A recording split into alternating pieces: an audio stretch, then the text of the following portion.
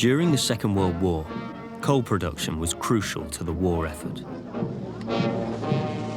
High demand continued after the war, when coal supplied both Britain's re-emerging industries and people's homes. In 1947, when the Labour government nationalised 800 private coal companies to create a state-owned industry, miners hoped they'd finally be safer, better paid, and more secure in their jobs. But the boom wasn't to last. The 1960s saw the start of the gradual shutdown of Britain's mining industry. 15-year-old Sophie from York has a particular reason to want to know about this boom and later decline. My grandpa, Roger Hampson, was an industrial artist in the post-war period, painting pits and mills. I'm interested to find out more about what was inspiring his work and what happened to the pits after he finished painting. Roger Hampson is part of the Northern School of British painters who were inspired by L.S. Lowry. He captured a way of life that by the 1960s was slowly dying. Sophie never knew her granddad, so she's meeting art historian Peter Davies, who did. How was he affected by the area that he grew up in? When you look at the artists from this area who were all working after the war in the shadow of L.S. Lowry, they all pursued that industrial landscape as a theme because it was true to them. It's what they'd grown up with, and it was the immediate environment. And despite the kind of poverty, there was a kind of beauty there, a wild beauty. This kind of amazing industrial architecture of the colliery and the structure is silhouetted against the sky. It's almost like an industrial cathedral. He definitely has a strong connection and respect for the miners and the industry that's happening at the time, I'd say. Do you think these paintings are good at reminding people of a time like that then in the 20th century? I think he's a very faithful documentary recording of the visual beauty of this environment and the people that were conditioned by that environment. Sophie's come to Tyldesley, a former cotton and mining town where her granddad was born. She's visiting Bert Wilcox, who first went down a mine in 1951, at her age. Coal seam had been a yard high. Thought I. You were on your shoulder, and you had 10 yards of that to get out. When Bert worked underground, controlled explosions were used to extract coal from the seam. And I used to go in, make myself as small as a mouse. It'd fall. And it'd nearly blow your face. Terrible. And I dream about that yet. And waking up, sweating. That was a miner. Bert left mining in 1962. Shortly after, the local pits began to close. So how's it different now in Tyldesley to how it was? It was a really nice place. It's a shame, really, at Tyldesley, but everybody knowed one another. If you worked down a colliery, you knew everybody. If there were 500 people, you knew them all. Because you saw them every day, you went down the shaft with them every day, come up the shaft with them every day. You come from to the cow. Like you go in a pub. Any pub you went to. Aye. But, having a drink, yes. You were made welcome. Even strangers were made welcome. Well, I never know, Mark. When you come from to the... There's not now. There's nobody goes out. Every club's closed. Even Tory clubs closed. Since Roger Hampson's day, all the mines and cotton mills have gone, along with the communities that surrounded them.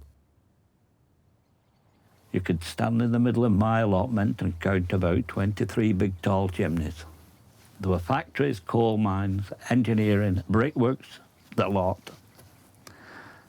What is there today? Nothing. full of trees and grass. Would you rather be surrounded by the No, factories then? but I'd like to be surrounded by people working. Sophie wants to find out whether the experience in the northern mining communities is typical. She meets with historian Selina Todd. For people in the 1950s, looking back to the 1930s, the 30s were a decade of poverty, of mass unemployment, of hunger, of uncertainty. And the 1950s and the 1960s, in contrast to that, were a period of great prosperity. That said, life didn't change all that much for everybody, and the kinds of improvements that Macmillan's speech was alluding to, and all the never had it so good, and the kind of images of a motor car for every family and new fashions and so on, many of those innovations were confined to towns and cities in southeast England, which then as now were far more prosperous than the cities and towns in the north that were reliant on old industries like coal. So it was certainly still a very divided country in the 1950s and 1960s. A few miles from Tyldesley was the Astley Green Colliery. The workforce fought to keep the pit open, but found it impossible to meet the production targets imposed by the National Coal Board, and it was eventually closed. Sophie's speaking to mechanic Cliff Graham, who serviced the steam engine which produced the power that brought the coal and men up from the ground. So I've got a picture with me of my grandpa, and he's actually drawing the colliery, and the caption says that it's under threat of being closed. So do you remember when this was? 1969.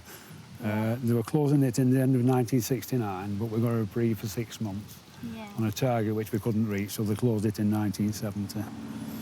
What exactly was it that you did working here at the mine? I was a colliery mechanic, used to service all the machinery on the surface and on the ground. A lot of the collieries in the Manchester area were still steam. I still love steam. Was it a good job? Did you enjoy it? I thought it was. It was interesting. There's always a variety, and you were never in the same place twice. And I used to like it. Most of the local mines were closed in the 60s and 70s. Dr. Stephen Cattrall has researched the reasons behind the closures in South Lancashire. The colliery was closed because it didn't meet its targets. Do you think this was the right decision to make?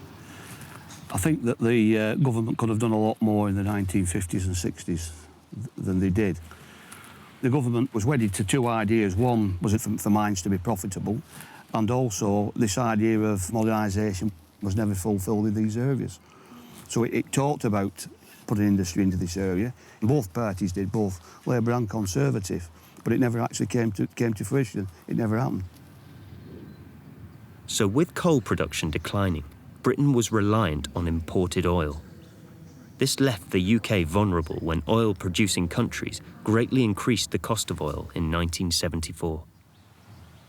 By the 1970s, that idea of we've never had it so good begins to fall apart completely.